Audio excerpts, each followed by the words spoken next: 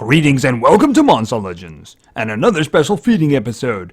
This time we're going to be feeding a fella that I picked up in the first part of a two-part progression event. The next individual will be the person of the second part. But for now, we're going to be talking about Inquisitor Fulmen, and he has come equipped with lots of open ruin slots. Alright, so he is good legions. I wouldn't have guessed that. He doesn't look good. He really doesn't. But he is a family man, which is very good. He also appears to have some facial issues, but we're not going to hold that against him, right? He's also part of a temporary book that's going on right now for another month, I believe. Anyway, he is a legendary. He's Thunder. I hear he's really good. I know he's a tank. So we're going to see how tanky he really is. Can he match the might, the fury of Francine Frank? Yeah, I'm pretty sure he can. All right, let's find a home for him. No. Why are you putting him all the way down there? No. Right here. There's a spot. Right here.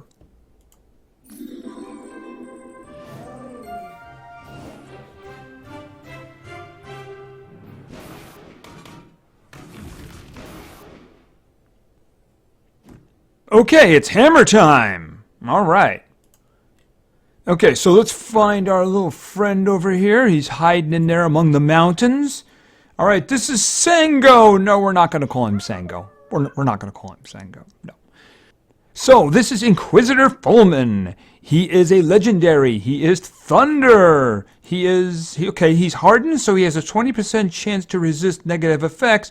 But also he has a caster status effect, which gives a 50% shield. I believe that gives a 50% shield to his entire team at the beginning of a match. So that sounds pretty darn good. Very tanky type of thing. Alright, his strength is pretty good. His life is very good. His speed is also pretty good too, especially for a tank. So we got some good stats here. Very, very good stats. Alright, let's check out some skills. Rise of the Light. Deals low physical damage to one enemy, and then we have End of the Occult. Deals moderate thunder damage to one enemy, and that very drop the hammer type of special skill, Noble Duty. Deals heavy special damage to all enemies, applies shock to all enemies, removes 100% of stamina from all enemies. That sounds pretty darn good to me. Yes, it does. Lots of good stuff in there. Lots of good stuff. All right. Inquisitor Fulmen was a full-time priest and custodian of the angels' books and prayers until Elvira decided it was a waste for him to keep all his knowledge to himself, and she called him to his ranks. That's a one sentence there. I nearly hurt myself on that. Okay, so he was just kind of a bookworm until Elvira pulled him into the match. Probably a good idea considering what we know about him so far, right? All right, well, first things first, we have to feed him up to level 4, and of course, his final form. Okay, so he's got a big old hammer, he's got some heavy plate mail, including some like orc shoulder pads, and of course he can teleport apparently. Well, hey, it's Thunder, you never know, right? Alright, so what it is all about though is the skills, so let's get going. First skill is at level 7. Light of Dawn. Deals moderate thunder damage to one enemy, applies daze to one enemy. Interesting. No 50% there. We're just going to get going. We're just not going to waste any time. I'm okay with that. Alright, let's continue to level 10. Next skill. Revered Protection. Applies a 30% shield to itself. Requires cooldown. Alright, well, shielding. We know he's going to do shielding. He kind of does at the beginning of the match. He is a tank. I'm sure he's going to do more shielding. So let's continue to level 15. Honorable Beginnings. Deals moderate thunder damage to one enemy. 50% chance of applying daze and damage reduction to one enemy. That's kind of interesting considering the first skill that we had here. I mean, they're the same. It's just that the new one just gives a 50% chance of applying daze and then damage reduction. Yeah, I mean, that's a little weird. Okay, whatever. Anyway, I'm just going to throw that in the front because I don't want to see it again. Not going to take it, of course. I don't want no 50%. No, no, no. All right, so let's continue again to level 20. Honorable Defense. Applies a 50% shield and Spirit Hater to itself. Okay, that's interesting. All right, well, obviously it's better than that one, so we might as well throw that in. Spirit Hater. We'll have to see about that. All right, so let's continue to level 25. More skills. Crushing Devotion. Deals heavy thunder damage to one enemy. Applies major damage reduction to one enemy. I believe that that is a 50% reduction in damage, if my memory is right. All right, we're just going to throw that there because there's no reason not to. All right, let's continue to level 30. More skills, please. More skills. Hammer of Virtue deals massive thunder damage to one enemy. 0 cooldown. We're probably going to keep that. Yeah, I'm not going to keep that one. Obviously, that was the first skill there. I'm not keeping that one. Yeah, Hammer of Virtue. Probably going to hold on to that one. Very useful in case of a cooldown reset, right? All right, so let's go to level 35. Unless these other skills are just amazing, you know. Righteous Defense. Applies taunt and damage mirror to itself. Requires cooldown. All right, now the taunt is only 1 round. True. But he also gets the damage mirror at the same time. Now, in the case of something like Francine Frank, she gets a 1-round taunt, but then she'd actually have to do something else in order to enhance herself. In this case, they're both wrapped up in one package, which means I'm fine with that. I'm going to throw that there for now. I don't know if I'm keeping that other one. I don't really like that one too much, you know? All right, so let's continue to level 40. Healing Grace applies a 50% shield to itself. Healed self by 50%, removes all negative status effects. See, something like that would be something I'd more likely to keep. I mean, if we're going to go tank, right?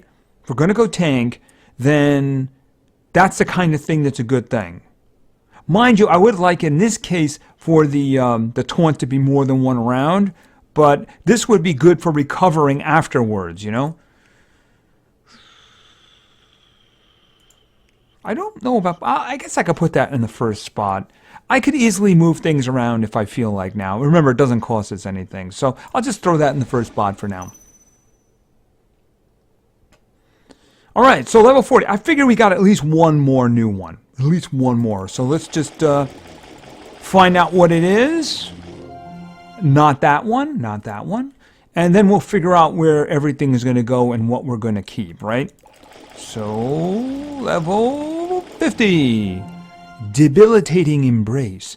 Deals moderate thunder damage to all enemies. Applies daze and major damage reduction to all enemies. Well, obviously we're going to keep that one.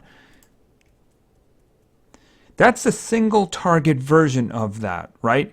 Which I don't need to keep. You'd say, well, that's a heavy hit. That's a heavier one.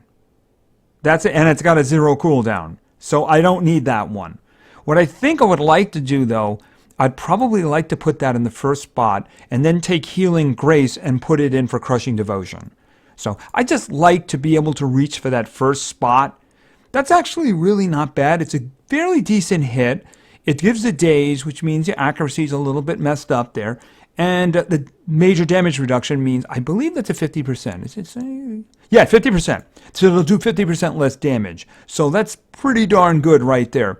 And it is a 2-round cooldown, so you can use it once every 3 turns. So I'm going to put that there, and I'm just going to put Healing Grace in for Crushing Devotion. That's what I see doing right now. All right, so let's just see. Maybe it'll just come back to us now and make it easy on me. Yes, that's not the one. No, that's not the one. I wanted the other one. All right. I'm going to go look in the change skills anyway, but it would just be nice if it was very polite to me. All right, so I'm pretty sure we got everything. Yeah, Healing Grace. I want to put that in for that because it's just not necessary. I mean, we're doing the daze and the major damage reduction here. And you can say, it's a heavy hit, but that's a heavier hit, and it's a 0 cooldown, so I really don't need this one. And I really want Healing Grace, so we're going to do that. Okay, so I'm kind of liking those skills, considering what he is. So let's just check out some of this. Okay, his strength is pretty nice.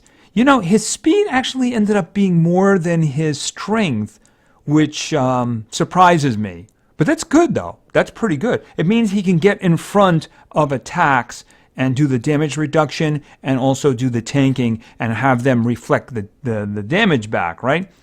His life is really good. So you probably want to put a big old life on him just to really take advantage of that. But we'll get to that. We'll get to that. Anyway, very, very good stats here. Very good. All right, so let's take a look at the skills that I chose. And this is Debilitating Embrace. Deals moderate thunder damage to all enemies, applies daze and major damage reduction to all enemies. Now, he's not a damage dealer. So it's moderate thunder damage, pretty much down the middle. So that's not what he's all about. He's all about taking damage for the team and reducing the damage that the other guys do, right?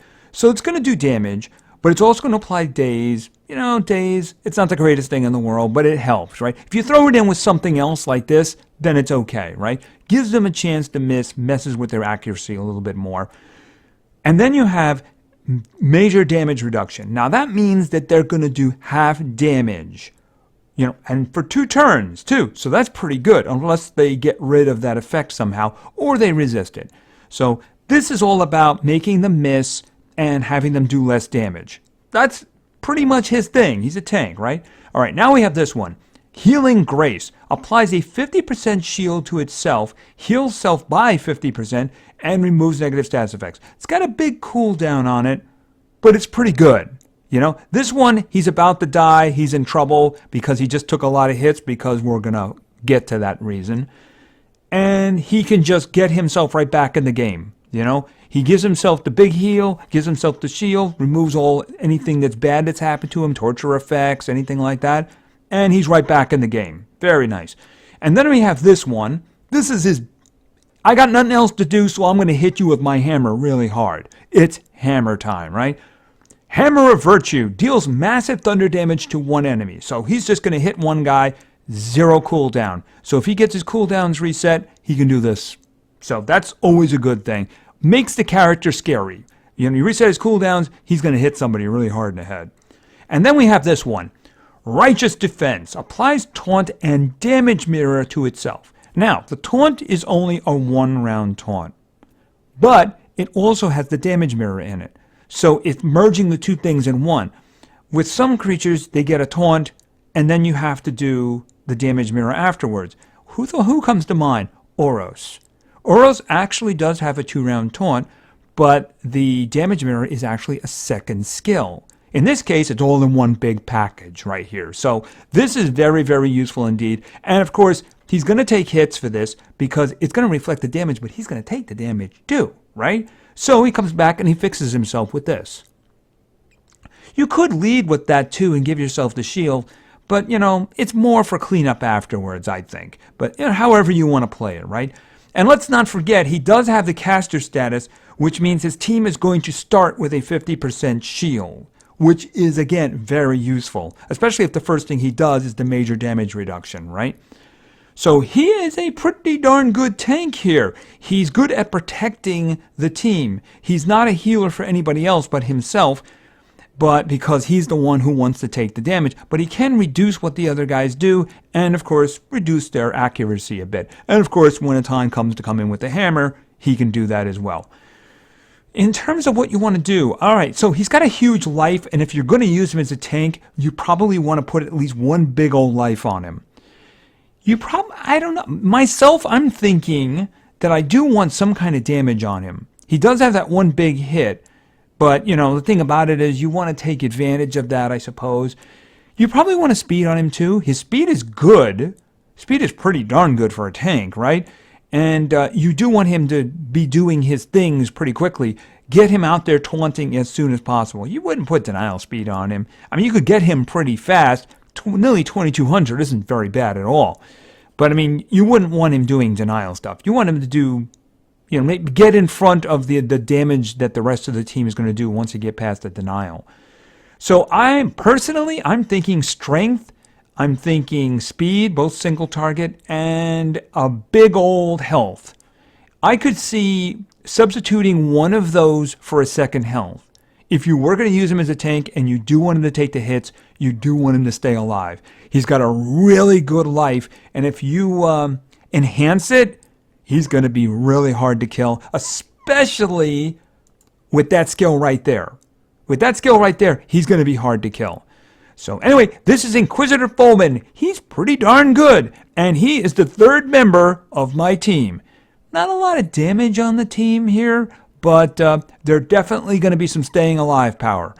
Anyway, that's going to be pretty soon, but for now, I think that's going to be it. So thank you very much for your attention. I really appreciate it. And play games, because games are fun. See ya.